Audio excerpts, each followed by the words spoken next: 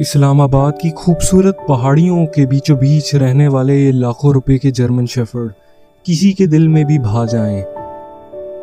इन कीमती और नाज नखरे वाले जर्मन शेफर्ड के ऑनर फिजान खान अफरीदी से करेंगे हम ढेर सारी बातें। वीडियो एंड तक लाजमी देखिए।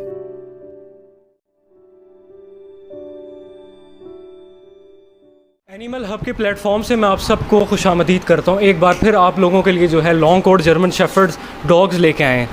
तो हमारे साथ हैं इस वक्त फ़िज़ान खान अफरीदी साहब। अफरीदी जिधर भी हो, बेशक वो क्रिकेट ग्राउंड में हो या डॉग शो में, हमेशा बूम बूम ही रहते हैं। तो अस्सलाम वालेकुम फ़िज़ान भाई, कैसे हैं आप? अस्सलाम वालेकुम। वालेकुम सलाम। अल्लाह का शुक्र, आप सुनाएं, ठीक हैं आप? जी मैं भी अल्लाह का शुक्र। फ़िज़ान भाई, सबसे पहले अपने जर्नी के बारे में बताएं कि आपका शौक़ कैसे स्टार्ट हुआ? हमज़ा भाई, शौक़ तो मैं काफ़ी पुराना कर रहा था, लेकिन 2018 में मैंने शोज़ खेलने शुरू किए। पहले मेरे पास फ़ीमेल्स थी, उसके बाद एक मेरे पास GSDCP मेल आया 2018 में। और नहीं, ये हम पूछना चाह रहे हैं स्पार्क जर्मन शेफर्ड का कब जागा? ये 2018 में। अच्छा, जो सामने बैठा हुआ है बैरेट, वो जो था पूरे पाकिस्तान में फ़र्स्ट नंबर पे लगा था 2020 पे। जी। तो अच्छा, मुझे सबसे पहले बताएं कि आपने बैरेट को इंपोर्ट करवाते हुए क्या सोचा था कि आप इतने आगे तक बढ़ेंगे कि आगे दो और भी आपने इंपोर्ट करा लिए हैं डॉग्स?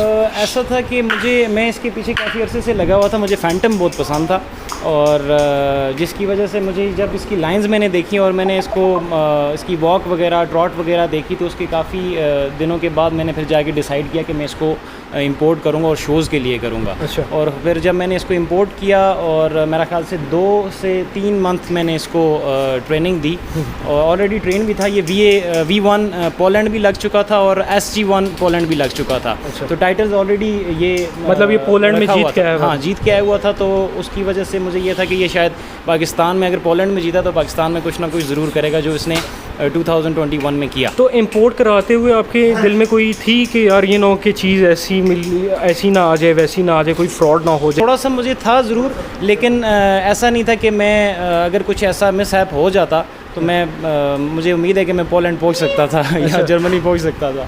अच्छा, तो मुझे बताएं कि ये जो आपने इतने महंगे डॉग्स लिए हैं, अभी हम लोग इनकी कीमतों के बारे में भी आपसे कोई ना हो लेंगे। मुझे बताएं, क्या आपने डॉग्स से कमा के डॉग्स पे इन्वेस्ट की थी या ये आपकी अपनी पर्सनल इन्वेस्ट थी? नहीं, मेरी पर्सनल इन्वेस्टमेंट थी। ये कहना सवाल जो था बहुत ज़रूरी था, क्योंकि लोग समझते हैं कि डॉग्स के बिज़नेस करने से लोग करोड़पति हो जाते हैं। नहीं, ऐसा नहीं होता। मैंने तो शायद नहीं कमाए होंगे, और उल्टे लगाई हैं मैंने इन पे। तो अच्छा, बैरेट तकरीबन 15 लाख के करीब हम कह दें कि बैरेट मुझे यहाँ पहुँचा के तकरीबन 16.5 का पड़ा था। अच्छा, 16.5 लाख रुपया, जो कि एक छोटी अमाउंट नहीं होती है। और अगर हम ज़ीको की बात करें तो ज़ीको भी तकरीबन 15.5 के तकरीबन। और ये 15.5 लगा तो पाकिस्तान में आप मुझे बता रहे थे कि 25 लाख अबव ऑफ़र भी लगी है इसकी? जी बिल्कुल, एक ऑफ़र, एक 20 लगी है और एक 25 लगी है ज़ीको की। देख लें नाज़रीन। उसके बाद ये जो ब्लैक बैठा है, ब्लैक माम्बा, इसके बारे में आप बताएंगे? ये रशिया से आया? रशिया तो बड़ा मुश्किल, रशिया से इंपोर्ट किया। रशिया से पाकिस्तान में बहुत कम डॉग्स जो हैं वो इंपोर्ट होते हैं। रशिया से लोग इसलिए इंपोर्ट नहीं करते क्योंकि इसमें बहुत शिपिंग बहुत कॉस्टली पड़ती है। बहुत तकरीबन 8 लाख आप बता रहे थे शिपिंग आई थी? तकरीबन 8 लाख। और ये तकरीबन 20 लाख तक आपको पड़ गया था? तकरीबन ये मुझे 20 तक पड़ गया। अच्छा, तो अभी तक आपने इन तीनों कुत्तों से तकरीबन, आप समझ लें कि इसमें एक अच्छी ऑडी आ जाती है, ठीक है, 3 कुत्तों की प्राइस में। तो अभी तक आपने इनसे आउटकम कितना कमा लिया तकरीबन? अगर मैंने कभी इस बात का वो हिसाब नहीं किया कि मैंने कितना कमाया है। मुझे पता बस आप शो की कर रहे हैं? मैं शो की करता हूँ, मुझे पता नहीं है कि मैंने कितना कमाया है। अच्छा। स्टार्ट में ज़रूर देता हूँ, और पपीज़ भी, अपनी ब्रीडिंग भी ज़रूर करता हूँ, लेकिन मैं इस चीज़ का हिसाब नहीं करता कि मैंने कितने पपीज़ सेल किए या कितना कमाया, मैं नहीं करता। क्योंकि नहीं पता। नाजरीन बहुत इंटरेस्ट लेते हैं। तो मुझे बताएं, इन 3 डॉग्स को खिलाना पिलाना महीने का तकरीबन कितना आ जाता है अगर कोई लेना चाहे तो?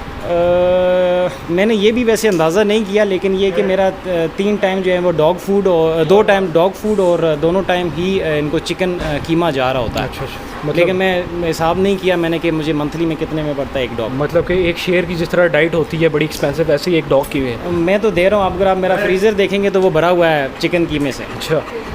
तो और मुझे बताएं कि मंथली स्टड्स हैं, तो अभी बैरेट का आप कितने का एक स्टड देते हैं? बैरेट का और ज़ीको का मैं 60,000 के स्टड देता हूँ। 60,000 रुपये की क्रॉसिंग फीस है। और इस ब्लैक की 1 लाख रुपये में देता हूँ। अच्छा, 1 लाख रुपया जो है इनकी। और महीने के अगर देखें नाजरीन, हम थोड़ा सा एनालिटिक्स ही बनाते हैं, महीने की 2 नोट्स भी देना इन तीनों मेल्स की, तो तकरीबन लाख सवा लाख एक डॉग इन्हें कमा के देता है। ठीक है, तो अब हम लोग बात करते हैं इन डॉग्स की ट्रेनिंग के बारे में। मुझे पिछले दिनों, मुझे नहीं पता कि सच है या झूठ है, आप सुना था कि बैरेट की आप 1 लाख रुपया मंथली ट्रेनिंग करवा रहे हैं सिर्फ ट्रेनर से। बिल्कुल मैं करवाता हूँ, बैरेट की भी करवाता हूँ। और मुझे पता इतना क्या जुनून है कि इतने पैसे खर्चना, इसके पीछे क्या वजह है कि इतनी क्या आप में वो है कि आप इतना शोज़ का बहुत शौक़ है। अच्छा। और बैरेट जो है वो मुझे बड़ा अजीज़ है। अच्छा। और ख़ास तौर पर ये इसको मुझे थोड़ा सा लास्ट टाइम कम टाइम मिला था ट्रेन करने के लिए, क्योंकि ये बहुत लेट आया था। शोज़ सीगर के करीब आया था, लेकिन ये कि फिर भी इसने ये V2 लगा था सीगर में, लेकिन अगर शायद थोड़ी सी इसकी ट्रेनिंग हो जाती तो ये VS में चला जाता शायद। अच्छा, तो अभी बैरेट जो है हम देख रहे हैं कॉन्स्टेंटली टॉप 2 में रह रहा है जी। पहली फर्स्ट पोजीशन आई, फिर अपनी 2 से नीचे इसने लूज़ नहीं की। तो ये क्या बैठता नहीं है, देखें ना। इसको बस ट्रॉट का शौक है कि मुझे कुछ चलाए। अच्छा। कि ट्रॉट की वीडियो बनाई है, उसमें आपने देखा होगा कि ये कैसे बहुत खूबसूरत मेल। और मैं इस वक्त ये नाजरीन कहना चाहता हूँ कि मैं इनके मुंह पे बात नहीं कह रहा हूँ, ये आप खुद भी देख रहे हैं। फ़िलहाल इस वक्त पे सबसे पाकिस्तान का खूबसूरत डॉग ये है। और ब्लैक्स में मैंने इससे ज़्यादा मतलब टेक्निकल डॉग जो है ना, वीदर से लेके इसकी टेल तक कोई नहीं देखा है। तो मुझे बताएं कि हम जो होते हैं पैसे जेब में लेके घूमते रहते हैं, चीज़ नहीं अच्छी मिलती है, तो तकरीबन ऐसे डॉग सर्च करने में कितना वक्त लगा आपको? मैं ब्लैक डॉग काफ़ी अरसे से देख रहा था, पोलैंड में देख रहा था, जर्मनी में भी देख रहा था। अभी जितने डॉग्स आए हैं पाकिस्तान में ये सब मैंने देखे हुए थे, लेकिन ये कि मुझे एक एक्स्ट्रा ऑर्डिनरी चाहिए था जो ब्लैक में। ऐसा नहीं है कि बाकी मैं उनको कुछ वो पॉइंट आउट कर रहा हूँ, लेकिन ऐसा है कि मुझे कुछ एक्स्ट्रा ऑर्डिनरी थोड़ा सा चाहिए था। जैसा इसका मज़ल है, इस तरह का मज़ल वाला मुझे नहीं मिल रहा था, जैसी इसकी एनाटमी है वो मुझे नहीं मिल रही थी। तो एंड ऑफ द डे मुझे रशिया में जाके मिला, और जिस दिन मिला तो उसी दिन मैंने इसको वो पिक किया। हम देखते हैं कि जितने हम कामयाब होते हैं, हम अच्छे डॉग्स लाते हैं, हमारे मुखालिफ होते हैं पैदा, क्रिटिक्स पैदा होते हैं। कोई ऐसी बात जो आपको क्रिटिक्स की अच्छी लगती है और कोई ऐसी बुरी, क्योंकि क्रिटिक्स ही जो होते हैं वो हमें मजबूर करते हैं इस हद तक कि हम अच्छे और बेहतर हों। तो इस मुताबिक में इस बारे में आप क्या कहना चाहेंगे? देखिए, मुझे अगर कोई मेरे बारे में कोई बात करता है तो मुझे उन चीज़ों का कोई फ़र्क नहीं पड़ता। और वो इसलिए क्योंकि मेरे पास क्वालिटी खड़ी है, ठीक है। और मेरे पास लोग पपीज़ भी लेके मतलब आते हैं, मुझसे पपीज़ लेके जाते हैं, एडवांस भी बुकिंग हुई भी होती है, और कुछ हम पोस्ट करके सेल आउट कर देते हैं। लेकिन ऐसा है कि मुझे कोई फ़र्क नहीं पड़ता, अगर कोई मेरे बारे में कोई बात करता है तो मुझे उसका कोई फ़र्क नहीं पड़ता। और मुझे बताएं, जेलसी फैक्टर की क्या रेशो है इस फील्ड में? 100% है। अच्छा, 100%। मतलब हम भी रगड़े गए। नहीं, ऐसा नहीं है, लेकिन ये कि आपको भी पता होगा इस चीज़ का कि वो 100% है। जी बिल्कुल ऐसा ही, इनसिक्योरिटीज़ बहुत होती हैं। तो अच्छा, मुझे बताएं कि अब इसका पपी है, बैरेट से स्टार्ट करते हैं, इसका एवरेज पपी कितने तक का मिल जाता है? इसका मैं जो पिक ऑफ द लिटर है वो 180 to 2 lakhs के दरमियान देता हूँ, इसका भी और जीको का भी। अच्छा। और इसका भी मैंने रिसेंटली पपी जो है वो एक मुदस्सर भाई हैं, उनको मैंने सेल किया 2 lakhs का। Black pick of the litter मैंने पिक किया था, ये इसका 2 lakhs का सेल किया अभी 3 दिन पहले। शायद आप तो 3 दिन पहले आते तो मैं आपको इसकी वो प्रोजेनी भी दिखाता हूँ। जी ठीक। तो अभी देखिए गर्मी है, इस्लामाबाद का भी 42 तक चला जाता है, तो आप कैसे इनको सर्वाइव करवाते हैं? जो इनकी जगह रखी हुई है वहाँ पर टेम्परेचर तकरीबन मेरा ख्याल से 17 या 18 होता है। अगर अभी भी आप देखेंगे इनको थोड़ी मतलब सर्दी मिल रही है। हाँ, इनको मैंने ये मेल्स जो मैंने आप इनके कोट में देख लिया अभी, हालांकि ये भी शेड में है और ये भी शेड में है। जीको जो है इसका इससे बड़ा कोट है, और ये भी शेडिंग में, तीनों शेडिंग में। लेकिन उसके बावजूद जो है मैंने इनको जो है वो तकरीबन 17-18 का टेम्परेचर दिया होता है। वो बड़ी अच्छी लोकेशन मैंने इनको दी हुई है। अच्छा, मुझे बताएं कि देखें लॉस भी होते हैं हर फील्ड में। देखें हम हर साल देखते हैं कितने लोग नए आते हैं और कितने ज़्यादा चले जाते हैं। ठीक है, तो वो मतलब बिज़नेस की तरह लेके कुत्ते को चलते हैं, और जहाँ लॉस होता है वो फुड़क जाते हैं। तो आपकी ज़िंदगी में कभी ऐसा फेज़ आया है कि यार आपको इतना लॉस हो रहा हो और आप सोच रहे हो यार आज के बाद नहीं रख रहे हैं, तो फिर आपने सब्र किया तो आपको ऐसी चीज़ें मिल गई? मेरी अभी रिसेंटली आपको बता देता हूँ, ये अभी लास्ट 6 months में मेरे 52 पपीज़ एक्सपायर हुए हैं। और 52 अगर मैं वैसे ही बता रहा हूँ तकरीबन करोड़ रुपया, ठीक है, वो जो है 52 पपीज़ मेरे एक्सपायर हुए हैं। बल्कि मैंने काफ़ी सारे लोगों से डिस्कशन भी की। वो हुआ ये कि मेरा शायद एक कोई वो मेरी फीमेल्स 7 फीमेल्स मेरी प्रेग्नेंट थी जीको से और बैरेट से मेटेड थी। और उसमें ये हुआ कि कुछ एक बीच में एक ऐसा कोई मेरी डॉग फूड कोई ऐसी आई या कुछ कीमा कुछ ऐसा आया चिकन का, जिसकी वजह से सारी फीमेल्स जो है ना वो डायरिए पे और वॉमिटिंग पे चली गई, उनको शायद मिल्क का इन्फेक्शन हो गया। और उन्होंने तकरीबन मेरी जितनी भी फीमेल्स थी वो सारी तकरीबन 15-20 दिन के गैप से उन्होंने बच्चे दी, और सब के सब उनके मिल्क में इन्फेक्शन आया, वो सब के सब एक्सपायर हो गए। तकरीबन 1 करोड़ रुपए का कह सकते हैं आप।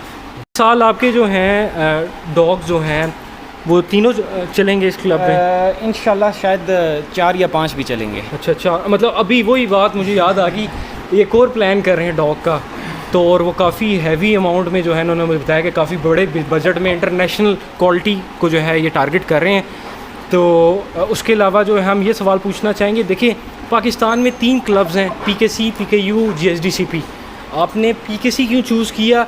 उसके बाद ये कि क्या आप सेटिस्फाई हैं उनकी जजमेंट से? इतने महंगे डॉग्स अगर आप एक जगह पे लेके जाते हैं, रिस्क होता है कि कहीं फेवरेटिज़म हो जाए, कहीं कोई और चीज़ हो जाए, तो एक बंदे को थोड़ा सा इतनी लाखों की ट्रेनिंग करने के बाद बंदा थोड़ा सा डिस्ग्रेसफुल महसूस करता है यार कि क्या ये हो गया, मुझे पोजीशन क्यों नहीं मिली। इस मुताबिक मुझे थोड़ा सा गाइड करें। असल में ऐसा होता है कि मैं अपनी एफ़र्ट पूरी देता हूँ। मैं ख़ुद भी मतलब मेरे लड़के काफ़ी सारे हैं जो डॉग्स वगैरह मेरे संभाल रहे हैं, लेकिन फिर भी ऐसा होता है कि मैं सुबह ख़ुद 5:30 बजे के टाइम जब हम ट्रेनिंग करते हैं तो सुबह 5:30 बजे के टाइम जो है मैं ख़ुद भी कई दफ़ा जाके हफ़्ते में 4-5 दिन मैं ख़ुद जाता हूँ। मतलब अगर 2-3 दिन ये इनको मैं छोड़ भी दूँ तो, लेकिन 4-5 दिन मैं ख़ुद जाता हूँ, अपने सामने ट्रेन करवाता हूँ।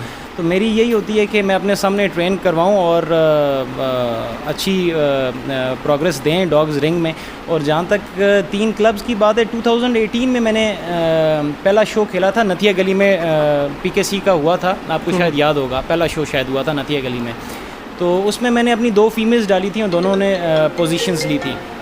उस वक़्त मुझे तो कोई जानता नहीं था शायद, लेकिन ये कि मेरी दोनों फीमेल्स ने पोजीशन ली थी, तो उससे मुझे ऐसा लगा था कि शायद कोई ऐसा फेवरेटिज़म नहीं है इसमें, और उस वजह से मैंने उसको ज्वाइन भी किया। और फ़िलहाल तो ठीक चल रहा है, ऐसा कुछ वो है नहीं है। ऐसा कोई गिला शिकवा नहीं है फ़िलहाल। अच्छा, आप क्या इम्प्रूवमेंट चाहते हैं क्लब्स में?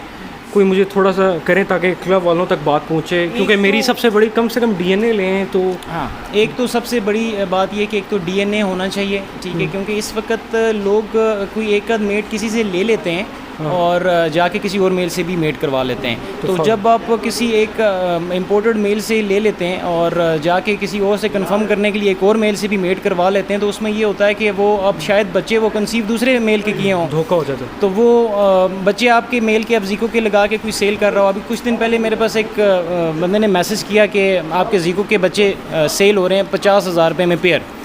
मैंने कहा भाई मुझे भी दिखाओ कहाँ मिल रहे हैं।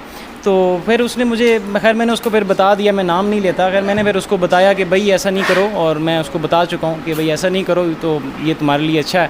तो खैर फिर वो पोस्ट वगैरह डिलीट हुई, और लोग अक्सर OLX पे भी लगाते रहते हैं अच्छे डॉग्स की फ़ोटोज़ के साथ, और भी लोगों के लगाते रहते हैं, लेकिन बस जब तक चल रहे हैं तो चला रहे हैं। अच्छा, आप इनकी क्वालिटी में जो इनकी आपकी अपनी ब्रीड है, इस पे दावा करते हैं कि इनके बच्चे इसी जैसे बनेंगे बड़े होके?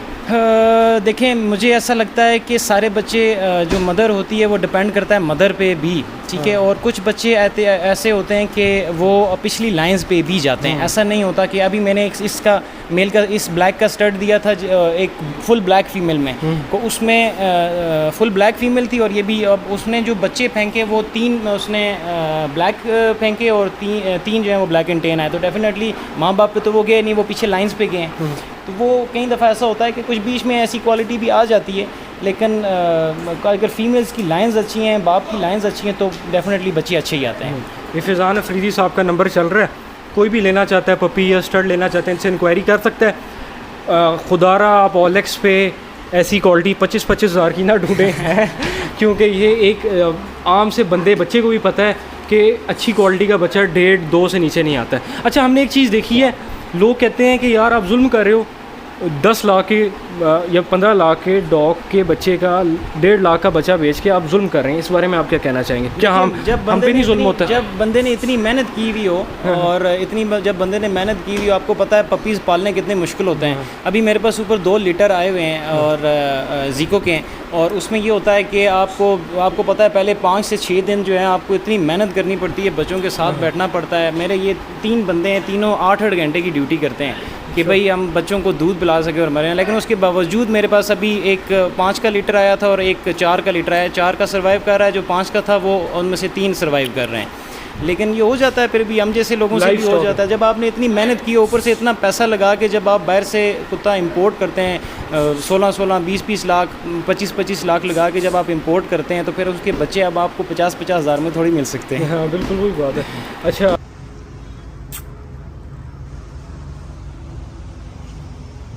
अच्छा फिजान भाई, एक बात बताएं कि वो वर्ल्ड बिगेस्ट डॉग जो होते हैं उनके बारे में बताएं कि जर्मन शेफर्ड की हाइट कितनी होती है?